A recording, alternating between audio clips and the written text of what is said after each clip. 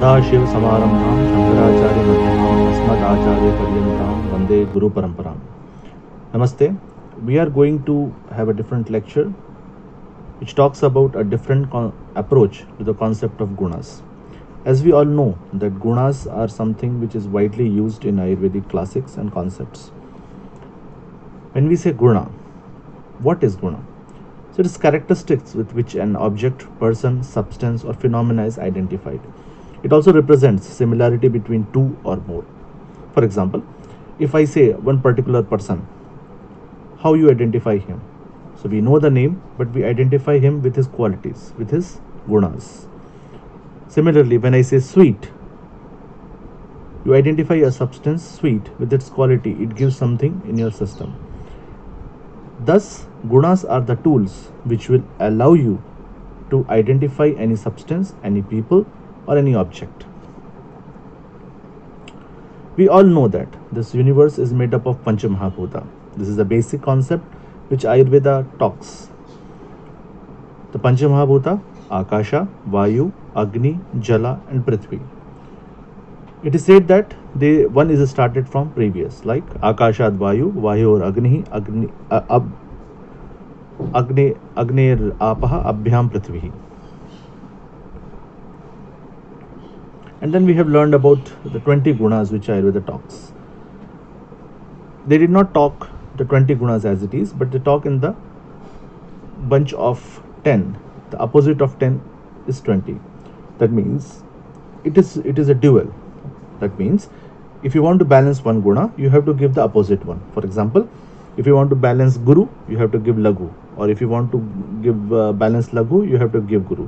Likewise, the sets are taught for Guru, Laghu, for Manda, Tikshna, for Shita, Ushna, for Snigdha, Ruksha, for Shlakshana, Khara, for Sandra, Drava, for Mridu, Katina, for Sthira, Sara, for Sukshma, Sthula, and for Vishada, Pichala.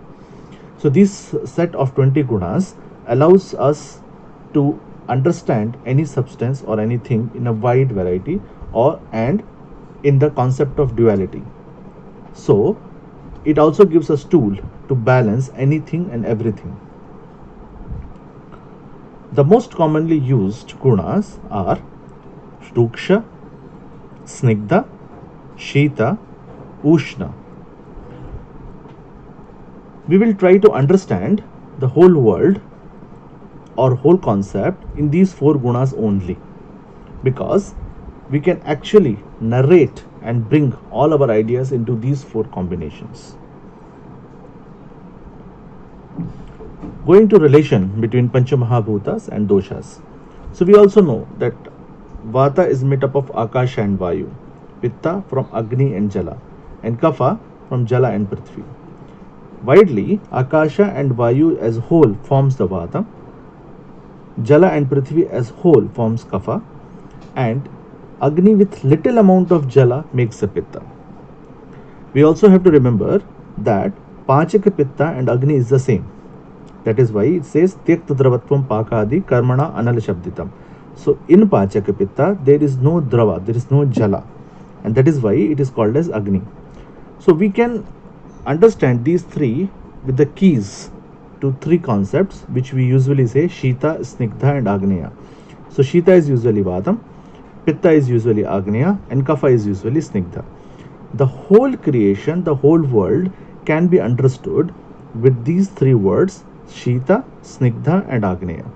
When we say Shita, Snigdha, Agneya, that means Shita and Snigdha are something which makes the structure, and the structure is maintained with optimum amount of Agneya.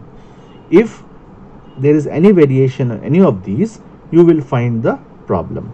That is why we say Rogastu Dosha Vaishamyam, Dosha Samyam Rogata. So any kind of diseases happens because of the disbalance or disequilibrium of the doshas. And when you bring back the equilibrium, the disease is solved, or that is called as treatment. That is why we can understand this Vata Pitta Kapha in the terms of properties as Shita, Snigdha and Agneya. Just to remind ourselves that these 3 doshas we understand with understanding of properties. Now always we discuss that Vata is something one entity, Pitta is one entity, Kapha is one entity. How you will recognize, how you will identify this as Vata? So when we say Tatra Ruksho, Laghu Shitaha, Khara Sukshma Shalo Anilha, when we see all these properties at one particular place, we understand this is dominance of Vatam. Or when we say Pittam Sasnehas Tikshnoshnam Laghu Visram Sarandravam, then we understand there is a dominance of Pitta. When we say Snigdha Shito Gurur Mandash Lakshano Mritsana Istiraha Kafaha, we understand this is the dominance of Kapha. Here there is one twist. Kapha is Snigdha, Vata is Ruksha, whereas Pitta is Sasneha. Now Pitta is not Snigdha, it is Sasneha. That means the Snigdha is present in the vicinity of Pitta, but Pitta itself is not Snigdha. It is just like if you see a candle or if you see a lamp, you find the fire or Agni. Along with that, there is a fuel. It can be ghee, oil, wax, or anything else. As long as that fuel is there, the Agni survives. The moment the fuel goes off, the Agni disappears. That is why the pure Pitta stays with Sasneha. When proper Snigdha is around, pure Snigdha is around, then only Pitta can sustain its natural stature. Similarly, Pitta is also Drava. So if you increase more Drava in the Agni, then also Pitta will become more. For example, as I said, that Pachaka Pitta without the Jala is called as Agni. So if you add more Agni, if you add more Jala to the Agni, it will become Pitta.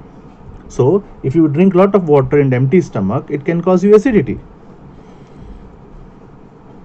Let us understand these three doshas in the purview of four gunas, that is Shita, Snigdha, Ruksha and Ushna. When we say Shita and Ruksha, these are the properties of Vata. Shita and Snigdha is property of Kapha. Snigdha and Ushna is property of Pitta. Obviously, it is we say Pitta is Sasneha, but just for understanding, we say it is having a Snigdha nature around. So again, Shita and Ruksha is Vata, Shita and Snigdha is Kapha, Snigdha and Ushna is Pitta. So Kapha is something which creates all the structure. It is all pervading. It is there in whole body. So the main structure which is created is by Kapha, that is Shita and Snigdha. Vata is movement, and Vata is responsible for any kind of movement, either of nourishment or of doshas, that is Shita and Ruksha. Pitta is Snigdha and Ushna. That means it provides the necessary temperature to the system. Now understand one thing, everything requires an optimum temperature. It cannot be more, it cannot be less. Okay. So in our body, we say 37.4 degrees centigrade is the optimum temperature. If it is inside our body, we are comfortable. But the same temperature, when it is outside our body, we are not comfortable. That means that optimum temperature is definitely needed. 1 degree above or less, we will have trouble. 1 degree is more, you can call it as fever. 1 is less, you can call it as hypothermia. So that optimum temperature is always required. Now, we can conclude that Shita and Snigdha is something which is making the structure with the presence of optimum heat. Opposite of that is Ruksha and Ushna, is disease. Ojas is Shita and Snigdha. Poison is Ruksha and Ushna. So poison or Visha directly acts against the Ojas. That is why it is dangerous. That is why it is told that Madhyam is not very good. If you are consuming it generally, it is not very good because it is right opposite to the Ojas. Similarly, anything which is Ruksha and Ushna is not good for the Ojas. So if you impart more Ruksha and Ushna to the system, it is the starting phase of the disease. When I say disease, it's not just one disease, any kind of disease. Universe and the body is related with the same concept. As Sushruta says, 𝘕𝑦𝑒𝑚 Soma Surya Anilayatha Dharayanti Jagadeham Kapha Pitta Anilasatha. So in the body, how Kapha, Pitta and Vata maintains the system, similarly the Surya, Soma and Anila maintains in the universe. Now you see the same concept, Shita, Snigdha and Agneya, which makes in the body, similarly makes in the universe. yatha pinde tatha brahmande. Always we hear many times. It is also like simile, like Bharata. So bhava, raga and tala. So bhava is appearance, it is kapha. Raga is its color, its movement, its texture, its working capacity is pitta. And tala is all kind of movements, it is vata. So vata, pitta and kapha, how it maintains the body. Similarly, Soma, Surya and Anila maintains the universe. In this all four, Shita, Snigdha, Ushna and Ruksha, the Snigdha is the universal factor which is maintained by optimum Agni. Only if we understand Snigdha alone, we can solve many problems, we can understand many concepts. Let us analyze with few examples from Ashtanga Hridayam. For example, Desha. We know that there are three types of Deshas. Bhumi Deha, Prabhedeha, Desha Mahurihadida. Jangalam, Vata Bhuishtam, Anupam tu Kapolpadam, Sadharanam, Samamalam, Tridha Bhudesha Madishe. So there are three types of Deshas. One is Jangala, which is Vata dominant. One is Anupa, which is Kapha dominant. And it's Sadharanam and Samamalam, that is all moderate. No Pitta. Why there is no Pitta? Because whenever Pitta is more, that means heat is more. If heat is more, Snigdha becomes less, Jala becomes less, so automatically it becomes Ruksha. So if you have more heat, the Desha becomes Jangala. So there's no idea of Pitta at all. Similarly, in your digestion, when you eat food, you actually eat Snigdha and then the system digests it. So the first phase in the Amashaya, it is dominance of Kapha or Madhura Rasa. In the second phase, in the Pachimana Ashaya, it is dominance of Pitta and Amla Rasa. And at the Pakvashaya, there is a dominance of Vata and Ruksha. That means, when you eat food, the Snigdha is gradually getting absorbed in the system and ultimately the Ruksha is thrown out.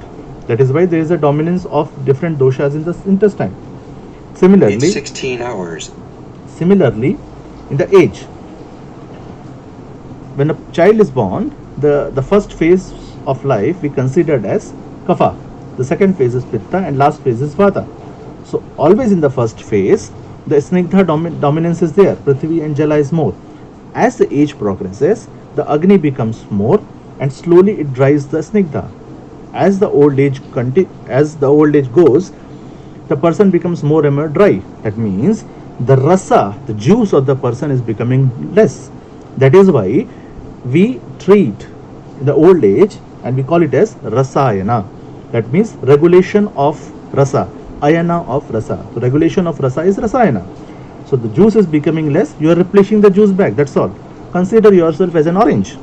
When orange is dry, you keep in waters for some time, it regains some of its luster back. This is what happens with the rasayana treatment. Similarly, in your koshtha, we say that there are three types of koshtha, for Vata dominant, Pitta dominant, Kapha dominant. When the Kapha is dominant, the koshtha is very smooth, very easy. When Pitta is dominant, then the koshtha becomes very soft, very mridu. Even if you take a small amount of food, it just disappears, it just goes out. Similarly, if it is Vata dominant, there is more dryness, so you have constipation. This phenomena also explains that why a lot of people are having lactose intolerance.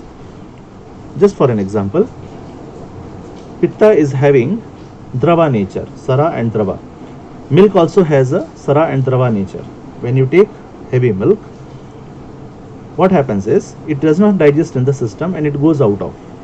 Similarly, if you take anything else, for example, even the draksha, that is the dry raisins, it also does not stay in the system and goes out because of Sara and Sara property. Milk also has a Sara and Drava property. So anything which increases Sara and Drava will cause more disturbance in the system, and that happens because Pitta is present.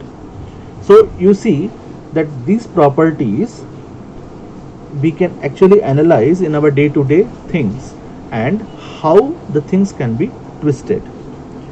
So in this whole idea, when we say the Jala is a crucial factor for Snigdha, anything becomes Snigdha only in the presence of Jala. Any structure is formed with Prithvi and Jala and maintained by optimum Agni. For example, if you want to make a bread, so you take some wheat flour, you put water. Now you make a dove. Now dove has a snigdha nature, and you can give it any kind of shape. And once you given a shape, you dry it with the help of oven or with the help of heat or anything else. And as the jala evaporates, the soft nature changes and it slowly becomes permanent. Similarly, things happens with cementing.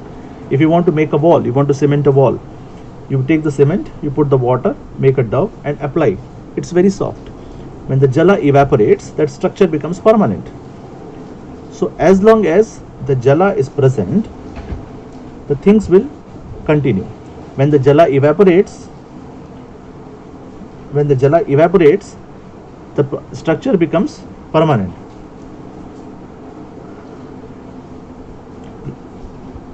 If jala is present, then only there is a softness and flexibility. In our body, there is more than 70% water. So with this water only, the object sustains. It becomes soft, it becomes flexible. This is what we say is snigdha. In the young age, the snigdha is more, so the body is flexible. In the old age, this snigdha is less, ruksha is more, so it is not flexible. That is why Ayurveda says, Abhyangam acharet nityam, sa shram jara vataha. So it reduces jara. Jara means old age. So progression of old age is inhibited. How? By constant introduction of snigdha, constant introduction of jala. So it doesn't become ruksha. Similarly, if you have prepared already a bread. Now this bread is very soft because there is a presence of jala. When you toast it, it becomes dry. It becomes more and more ruksha. And when the toast is prepared, you see it is very dry. Now you cannot eat it. For this, if you have to make it again soft, you have to dip into the jala. When I say jala, you should not take a literal sense of water. Jala is liquid. Jala is as a principle. Jala is a mahabhuta we are talking. So you see, any substance with the jala, it becomes soft, and when you remove the jala, it becomes ruksha.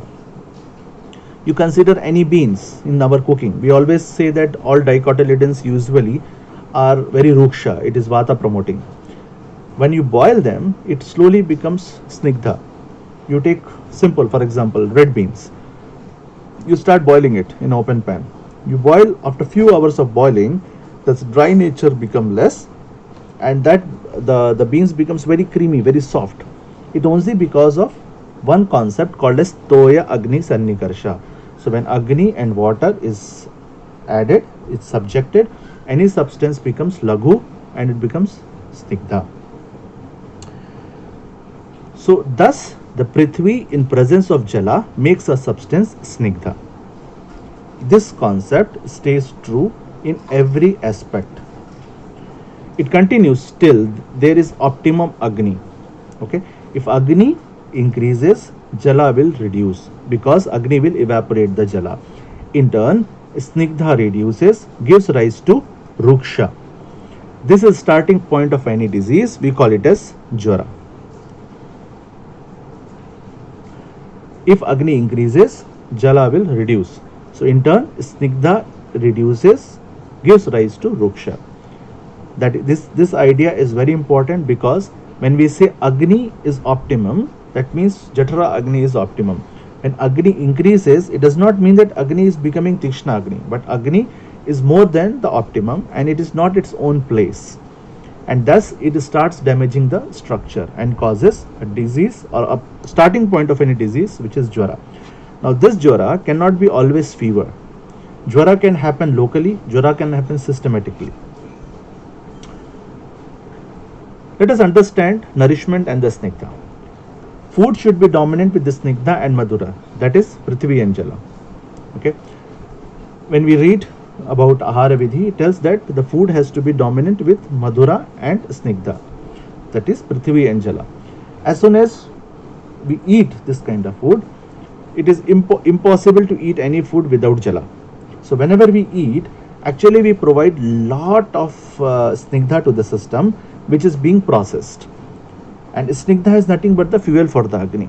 So whenever you take the snigdha is only getting absorbed in the system, and that is why, as I explained before, that beginning of the digestion kapha is dominant, middle of the digestion pitta is dominant, and at the end of the digestion vata is dominant, which is In the taste wise, it is madhura, amla and lavana. We say tridha vipako dravyasya swad amla katukatmakaha.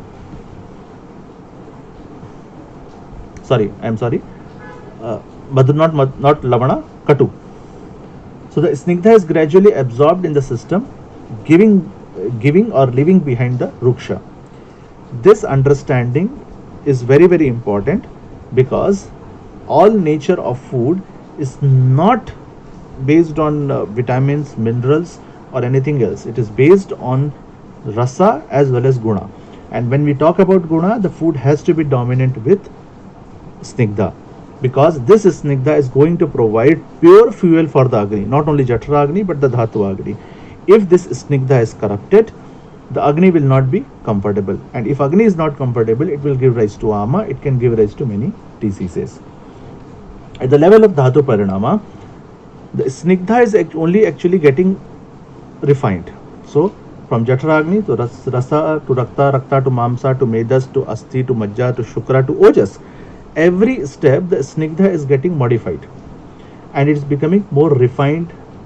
Thus we say ojas is the nothing but the most refined snigdha, which is shita, snigdha and agneya at the same time. Okay, so that is the basic structure, basic nature of the creation. And one substance which is exactly similar to snigdha, exactly similar to ojas, is cow's ghee. So shita, snigdha and agneya, these three nature is found in ojas and in the cow's ghee, and that is why cow's ghee is the most important thing in order to impart properties or positivity to the ojas. If you analyze across the globe, there are three snigdha which is majorly found: rice, wheat and milk. And these three are present in every country in some or other form and consumed majorly. Unfortunately, nowadays we are having problem with wheat, problem with milk and problem with rice. It is a totally different subject, but these three are actually present across the globe, and these should form the major portion of our meal. Then only we are going to give proper snigdha to our system. Always mind that snigdha is not always ghee and oil alone, but all other things which is now this also, if suppose rice and wheat are there, it has to be cooked. It has to be cooked with water. If it is cooked properly, then only it is snigdha, otherwise it is not.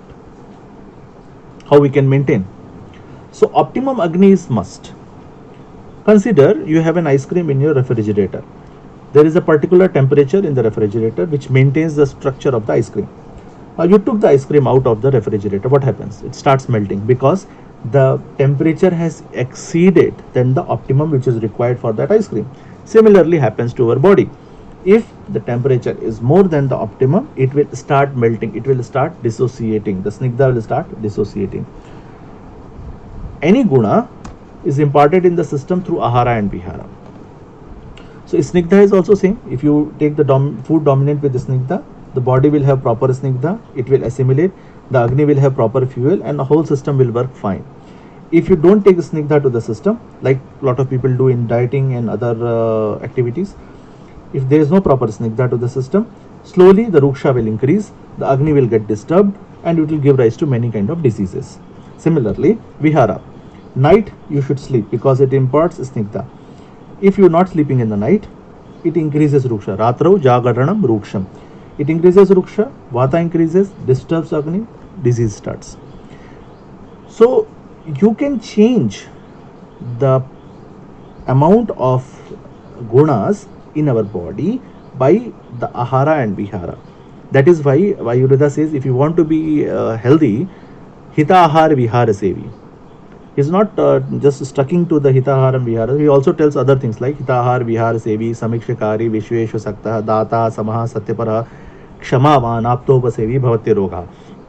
So all other aspect is also there. But hita ahara means hita is good for you. It's not like which is advised by somebody that this is good for one person, so it is good for everybody. No, it's not like that. Hita for every individual is different. So hita ahara vihara sevi, which is good for you considering your surroundings and your nature. This variation of season are also balanced through ahara and vihara. So that is why Ayurveda gives the ritucharya. So every season you have particular kinds of food and activities which actually maintains the properties and actually maintains the gunas in the system. The disturbance in optimum Agni may lead to Jwara and destruction of the structure. So this optimum Agni, when it's changed, obviously when the Agni goes out of its place, it causes Jwara. And as Jwara increases or the system and heat increases, it will start destroying the structure. So when it continues for significant amount of time, all the snigdha is gone and what is left is ruksha. This is what happens in all kinds of diseases, in the long standing diseases. That is why we say that all the diseases becomes vatavyathi at the later stage, because all the snigdha is gone and what is left is ruksha. And that is the reason that all the chronic diseases towards its end treats with the snigdha. So usually it is either rasayana or ghee. For example, in 𝘰𝘪𝘵𝘥, ghee is indicated. So the treatment of chronic disease is nothing but the gradual introduction of snigdha to the system. When we say now how the ghee will digest it, ghee is also having a property of deepana. So if 10 ml of ghee is not accepted to the system, give 1 drop, 2 drop, 3 drop. I had experience of couple of patients where ghee was not accepting and ghee was the most ideal thing for the person, and we started giving 2 drops, just 2 drops of ghee in warm water, and slowly with that itself person recovered. So where snigdha is required, it has to be imparted gradually, and it's not necessary that you give ghee or oil. You can give anything. You can give milk, you can give rice gruel. That is why in Panchakarma, after the Panchakarma, the Samsarjana Krama is told, that is Manda, Peya, Vilepi, Yavagu and Odana. So Manda is nothing but the very, very basic snigdha which is introduced to the system, because when the whole Panchakarma is done, the Agni becomes very low because of absence of fuel. So when you give snigdha back, this Agni slowly starts coming up. That is why this Sansarja Karma is told, and that is why it is told that after the Panchakarma done, you should not do Abhyanga, because if you do Abhyanga, it will also not digest in the system.